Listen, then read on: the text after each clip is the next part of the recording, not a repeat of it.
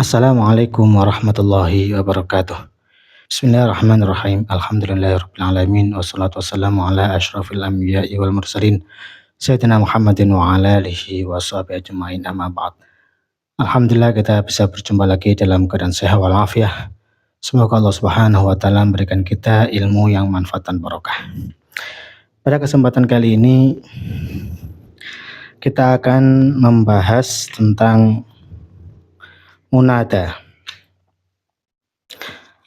Apa itu munada? Munada.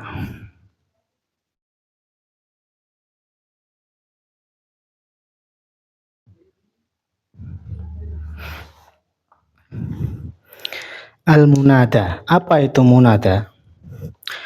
Munada adalah isim yang terletak setelah huruf nida. Jadi isim yang terletak setelah huruf nida itu namanya munada. Munada juga bisa diartikan dengan sesuatu yang dipanggil. Huruf nida itu huruf yang dipakai untuk memanggil. Jadi munada adalah isim yang jatuh setelah huruf nida. Atau munada itu adalah bisa diartikan dengan sesuatu yang dipanggil. Contoh, ya zaitu.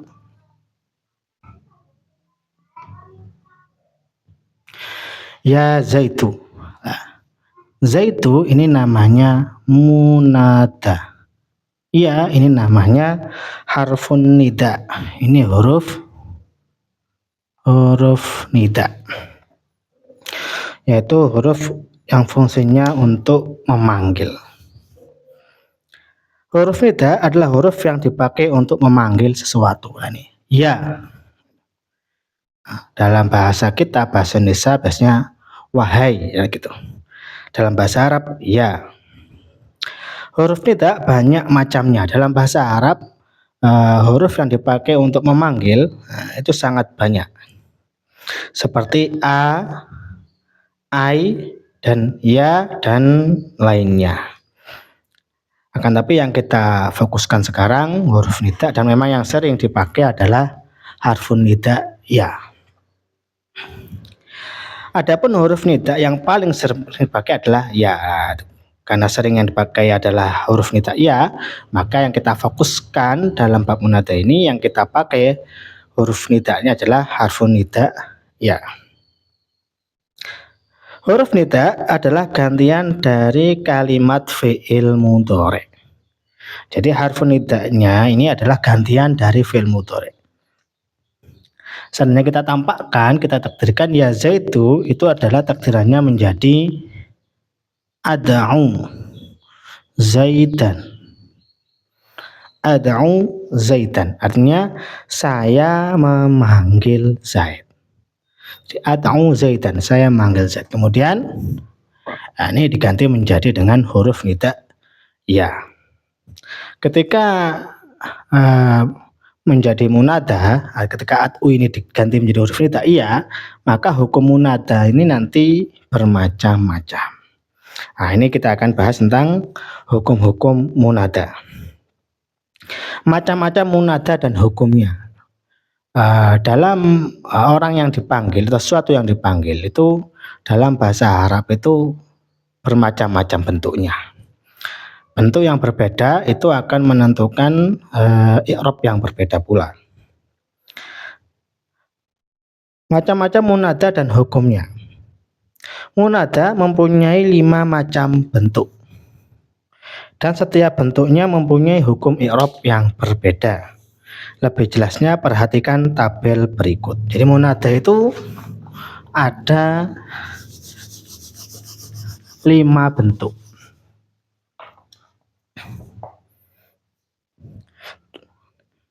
Yang pertama adalah bentuk munada itu mufrad alam. Al-mufradul alam.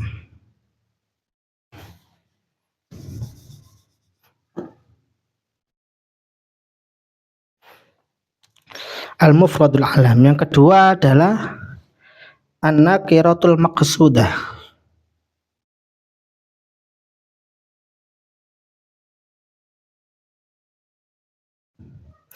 Yang ketiga An-nakiratu ghairul maqsudah.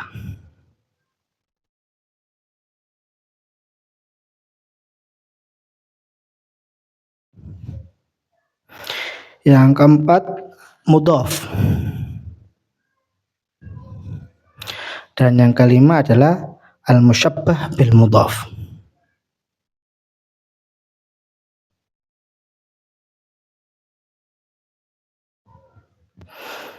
Nah, ini adalah bentuk munada dalam bahasa Arab. Jadi bentuk munada atau bentuk yang dipanggil itu macamnya ada 5. Ada kalanya mufrad alam, ada kalanya nakirah maksudah, ada kalanya nakirah ghairul maksudah, ada kalanya mudhaf, ada kalanya musyabbah bil mudhaf.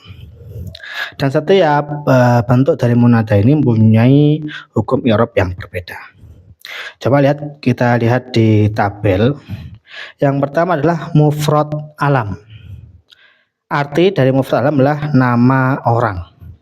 Jadi kalau kita panggil, yang kita panggil adalah nama orang, maka nanti hukumnya adalah mabni menurut tanda rofa'nya. Mabni menurut tanda rofa'nya. Dalam artian, kalau yang kita panggil itu adalah satu orang, berarti isim mufrad. Isim mufrad berarti tanda i'rabnya dengan tanda apa? Tanda rofa'nya dengan domah, maka dimabnikan domah. Contoh di sini, ya zaitu.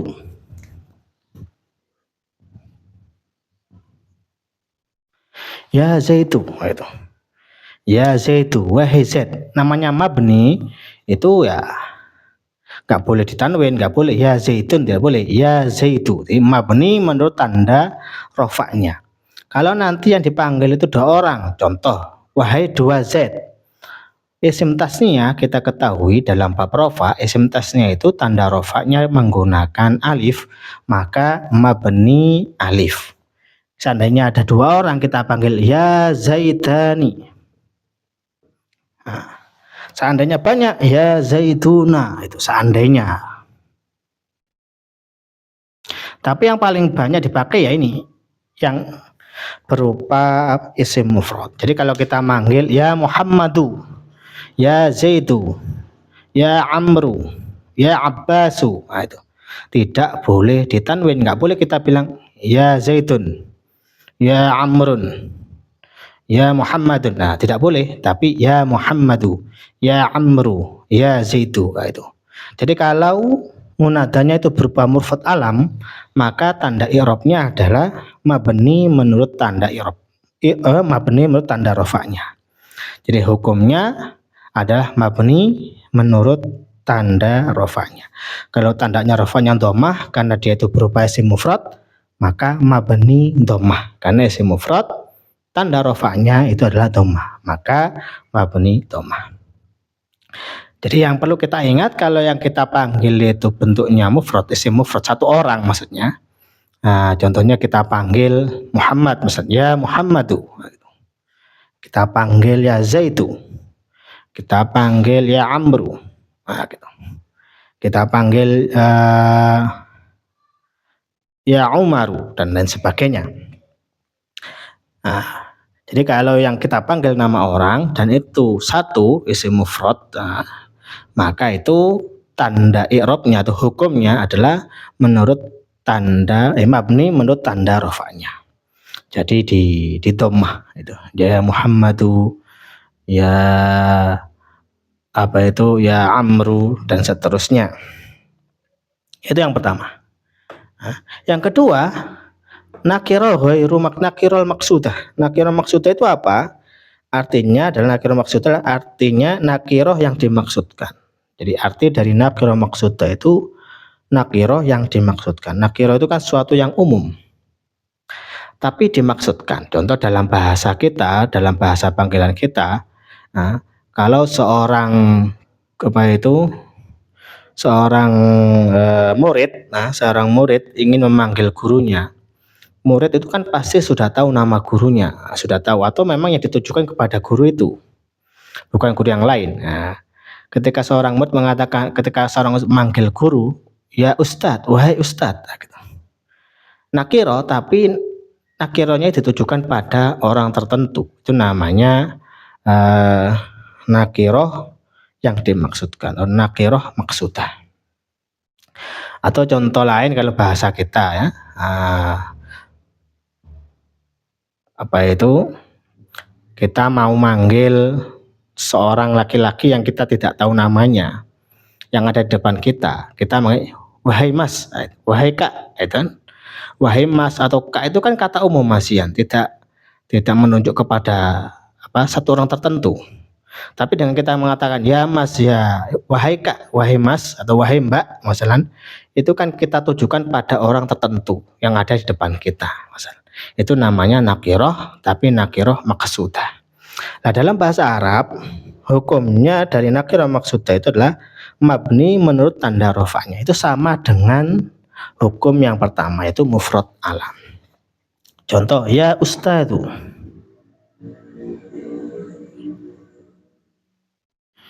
Ya ustadz, dan ada seorang murid mau manggil gurunya, atau nggak mau manggil gurunya tapi nggak tahu namanya, itu kan manggilnya wahai guru. Nah, itu wahai guru. Karena dia nggak tahu namanya, ya tinggal dia panggil wahai guru, ya ustadz. Itu. Walaupun itu bentuknya nakiroh, tapi kan ditujukan pada orang tertentu. Namanya nakiroh maksudah. Ini hukumnya sama dengan yang pertama, yaitu mufrad alam hukumnya mabni menurut tanda rofanya. Kalau mufrad, isim mufrad ya dengan domah, mabni domah. Kalau isim tasniyah berarti dimabnikan dengan alif. Kalau dia itu berupa jamak mudzakkar salim ya dimabnikan dengan wawu. Kalau dia berupa jamak taksir ya dimabnikan dengan domah. Pokoknya dimabnikan menurut tanda rofanya. Itu nakiroh maksudah. Jadi nakiroh tapi ditujukan pada orang tertentu. Yang ketiga adalah nakiroh ghairu maksudah. Nakiroh ghairu maksudah artinya nakiroh yang tidak dimaksudkan. Beda yang pertama, beda dengan yang kedua tadi. Kalau nakiroh yang kedua, nakiroh maksudah ini ditujukan pada orang tertentu, tapi kalau nakiroh ghairu maksudah ini umum dan memang tidak ditujukan pada orang tertentu. Nah, contoh, kalau ada seseorang yang terkunci di kamar mandi, contohnya ada orang dikunci kamar mandi, kemudian dia gedor-gedor pintu, dia manggil siapa saja, wahai mas, wahai mbak, masalah gitu. Dari kamar mandi, mas dan mbak yang ia panggil itu kan tidak merujuk pada orang tertentu. Wahai mbak, wahai mas, bukakan pintu kan gitu. Itu ya mas dan mbak siapa saja, itu tidak tertuju pada orang tertentu. Nah, itu namanya nakiro ghairu maksudah. Atau perkataan orang buta, bahasanya orang buta. Ketika orang buta mengatakan, wahai dek, tolong antarkan saya ke seberang sana. Dek, tolong antarkan saya ke rumah fulan. Dek yang dimaksudkan kan pasti dek tertentu, tidak tertentu karena dia kan buta, tidak bisa menentukan orang. Siapa yang ia maksud dari orang buta ini ya siapa saja. Nah, gitu. Namanya nakiroh ghairu maksudah. Dalam bahasa kita biasanya tadi itu. Kalau kita terkunci, maksudnya kita terkunci, kemudian kita minta tolong, kemudian kita memanggil orang, wahai apa itu mbak, wahai mas, tolong saya, maksudnya gitu. Itu mas dan mbak yang kita panggil kan pastinya tidak tertentu pada satu orang. Namanya nakiroh ghairu maksudah. Nah, nakiroh ghairu maksudah ini hukumnya nasab. Contoh, ya taliban. Ya taliban, wahai murid itu. Biasa dalam dunia pesantren pasti kan ada kang gitu. Lawan ada seorang santri kekunci di kamar mandi, kemudian dia gedor-gedor, kang bukakan pintunya gitu. Kang bukakan pintunya. Kang yang disebut itu kan masuk kang siapa saja itu. Tidak merujuk pada kang tertentu, mas tertentu kan tidak. Kang siapa? Kang siapa saja gitu. Nah, itu seandainya kita bahasa Arabkan, seandainya ada orang terkunci di kamar mandi, maka dia bilangnya ya taliban, iftahil bab. Ya taliban, hai santri, ya itu. Hai murid, hai kang. Hai mas, bukakan pintu. Mas siapa? Kang siapa? Siapa saja.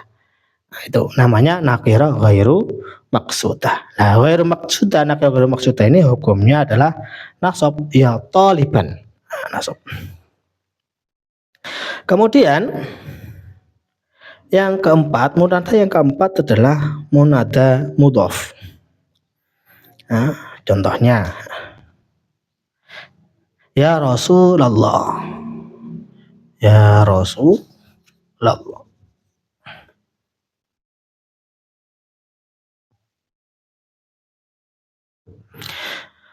Nah, ya Rasulullah ini namanya munada tapi mudhof, ini mudhof. Mudhof ini mudhof ilaih. Nah, jadi munadanya berupa mudhof. Ya Rasulullah, masalah Rasulullahi. Contoh Abdullah, namanya Abdullah. Abdullah. Seandainya kita panggil ya Abdullah. Ya Abdullah, nah gitu. Ya Rasulullah, ya Habiballah, dan seterusnya. Pokoknya kalau nanti munadanya itu berupa mudhof, maka hukumnya apa? Hukumnya adalah nasab, sama dengan nomor 3. Hukumnya nasab. Ya Rasulullahi, ya Abdullahi.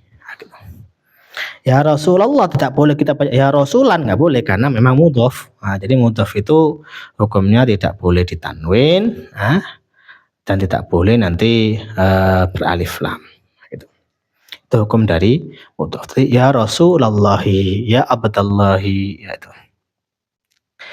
Ya Habiballah, ya itu. Dan seterusnya.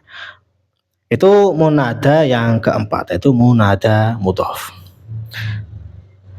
Yang terakhir yang nomor 5 adalah munada musyabbah bil mudhof. Musyabbah itu artinya diserupakan dengan mudhof, diserupakan dengan mudhof. Contohnya ya syariban qahwatan.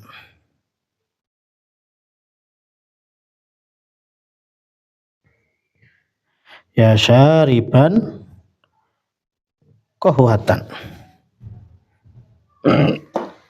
Ya syariban qahwatan artinya hey orang yang minum kopi. Ya syariban qahwatan. Hukumnya apa? Hukumnya nasab. Ya syariban qahwatan. Maksud dari musyabbah bi mudhof yang diserupakan dengan mudhof maksudnya adalah sebagaimana susunan idhofah ini mudhof dan mudhof ilaih, sebagaimana mudhof itu tidak akan sempurna dengan kecuali dengan adanya mudhof ilaih. Mudhof itu tidak akan sempurna maksudnya kecuali dengan mudhof ilaih, maka ini kata syariban itu juga tidak akan sempurna kecuali dengan adanya qahwatan. Masih membutuhkan kalimat selanjutnya. Nah, contoh dalam bahasa kita ya, bahasa Indonesia, contohnya kalau ada orang di situ ada 2 orang. Satunya minum kopi, satunya minum teh. Kita mau manggil salah satu dari orang tersebut yang minum kopi, misalnya. Kita nggak tahu namanya. Maka otomatis yang kita panggil dengan bahasa kita, hei orang yang minum kopi, kan seperti itu. Hei orang yang minum kopi, gitu. Kalau kita bilang hei orang yang minum, nanti yang minum teh juga akan menoleh, yang minum kopi juga akan menoleh, kan gitu. Sedangkan yang kita inginkan adalah yang minum kopi saja, maka kita bilang hei yang minum kopi, hei orang yang minum kopi. Bahasa Arabnya ya syariban qahwatan. Ya syariban, hei orang yang minum qahwatan ing kopi. Di qahwatan di sini menjadi maf'ul. Ya syariban qahwatan. Gitu. Atau contoh yang lain lah. Kalau kita contohnya mau manggil ada beberapa orang yang duduk di depan rumah, ada yang di teras rumah, ada yang duduknya itu di depan pintu, Mas Lan. Nah, kita mau manggil orang yang ada duduk depan pintu. Bagaimana caranya? Sedangkan kita memang tidak mengetahui nama-nama orang tersebut. Maka yang pasti yang kita lakukan dengan manggil, wahai orang yang duduk depan pintu, kan gitu. Wahai orang yang duduk depan pintu, sini, gitu. Maka dalam bahasa Arabnya itu termasuk munada musyabbah bil mudhof. Sehingga kita bahasa Arabkan orang yang duduk itu bahasa Arabnya jalisun. Jadi fi'il mati jalasa yajlisu julusan fahuwa jalisun. Jadi kalau seandainya kita bahasa Arabkan wahai orang yang duduk depan pintu, bahasa Arabnya ya jalisan.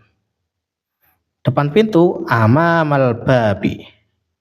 Ya jalisan amamal babi. Hai orang yang duduk depan pintu. Hukumnya nasab. Jadi hukum dari musyabbah bil mudhaf adalah nasab. Ya jalisan amamal bab. Hai orang yang duduk depan pintu. Sini. Nah, gitu. Atau yang lain lah. Kita mau orang yang duduk di mana? Bisa duduk di lantai, duduk di kursi, gitu kan? Duduk di meja. Kita ngomong, hai yang duduk di meja, turunlah. Itu. Ya jalisan alal maktab, inzil. Ya jalisan alal maktab, hai orang yang duduk di meja, turunlah. Gitu. Itu kita pakai musyabbah bil mudhaf. Itu hukumnya apa? Nasab. Lah ini macam-macamnya munada. Jadi macamnya munada ada 5, ada mufrad alam, nakirah maksudah, nakirah ghair maksudah, mudhaf dan musyabbah bil mudhaf. Kalau mufrad alam sama nakirah maksudah ini mabniun ala ma yurfa'u bihi, mabni menurut tanda rafa'nya.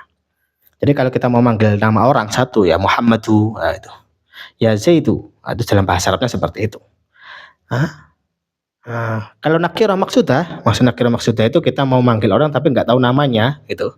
Hei mas, itu. Hei mbak, gitu kan. Mas dan mbak yang kita maksud itu orang yang ada di depan kita, itu tertentu, namanya nakirah maksudah. Itu dalam bahasa Arab kita ya. Nanti dalam bahasa Arab itu di mabni tanda rafa'nya. Ya ustadzu, itu. Ya ustadzu, ya talibu, wahai kang, wahai guru, dan seterusnya. Kemudian ketiga dan keempat dan kelima ini hukumnya nasab. Nakirah ghair maksudah, mudhaf dan musyabbah bil mudhaf hukumnya nasab. Nakirah ghair maksudah, ini kejadiannya jarang ya. Kalau nakirah maksudah ya seperti perkataan orang yang buta tadi, orang yang buta yang mau manggil orang itu kan pastinya tidak tertentu pada orang yang dituju kan enggak siapa saja gitu. Atau panggilan orang yang terkunci di kamar, itu. Terkunci di kamar atau terkunci di mana saja. Itu kan panggilannya juga umum dan tidak tertuju pada satu orang. Hei Kang, hei Mas, bukakan pintu. Mas Kang siapa? Siapa saja, namanya nakirah ghair maksudah. Yang keempat mudhaf. Kalau dalam bahasa Indonesia kita ya jarang ya, karena bahasa kita ini ya nggak ada idhofah gitu ya. Dalam bahasa Arab nih ya Rasulullahi, utusannya Allah. Ketika kita panggil ya Rasulullahi, maka hukumnya nasab. Ya Abdullah, ya Abdullah, gitu. Namanya Abdullah, ya Abdullah, ta'al. Wahai Abdullah, sini, itu. Kalau dipanggil, dinasabkan. Ini. Ya Abdullah, itu. Enggak, jangan kita panggil ya Abdullah, itu. Tapi ya Abdullah, itu. Ya Abdullah, ta'al. Wahai Abdullah, sini. Karena munada mudhaf, kalau munada mudhaf, maka hukumnya adalah hukum nasab. Dan yang terakhir adalah musyabbah bil mudhaf, diserupakan dengan mudhaf. Contohnya ya syariban qahwatan, hei orang yang minum kopi, ini itu. Hei orang yang memakai peci, sini. Hei orang yang memakai sarung, sini. Ya labisan izaron, gitu. Ya labisan izar, hei orang yang memakai sarung, sini, gitu kan. Dalam bahasa kita, bahasa Indonesia sehari-hari kita kan juga seperti itu, sama.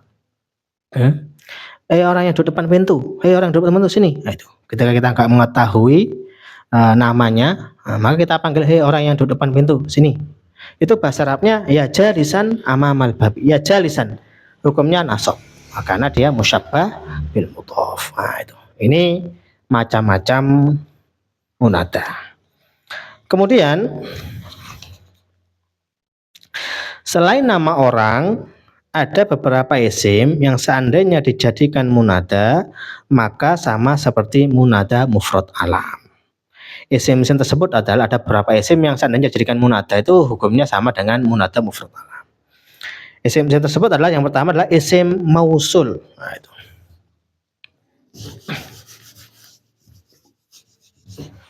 Isim mausul. Contoh, ya man fil bab. Hei orang yang di pintu. Itu.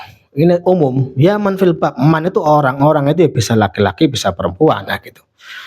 Ya man fil bab. Seandainya kita mungkin nggak tahu itu laki-laki atau perempuan, kan bingung itu. Seandainya kita mengatakan, orang depan pintu, gitu. Ya man fil bab, tal. Orang yang ada di pintu, gitu. Yang pertama ya man fil bab.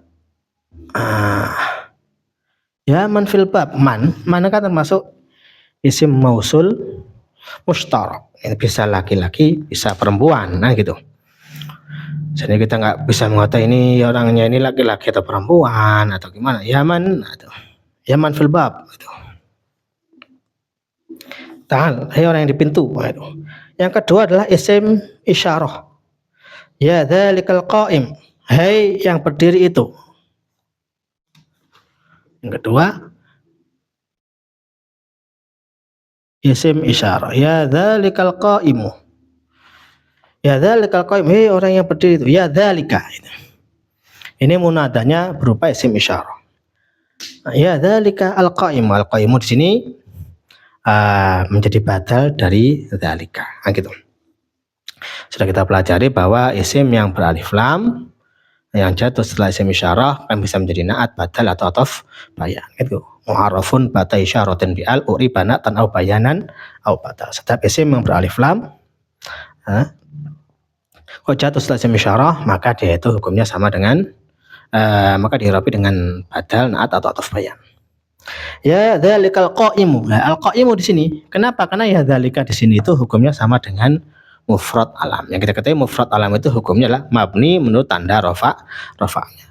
Berarti ini hukumnya rafa, maka al-qa'imu juga hukumnya rafa. Rafa'nya dengan dhamma. Kenapa? Karena isim mufrad. Kemudian yang ketiga adalah isim dhamir.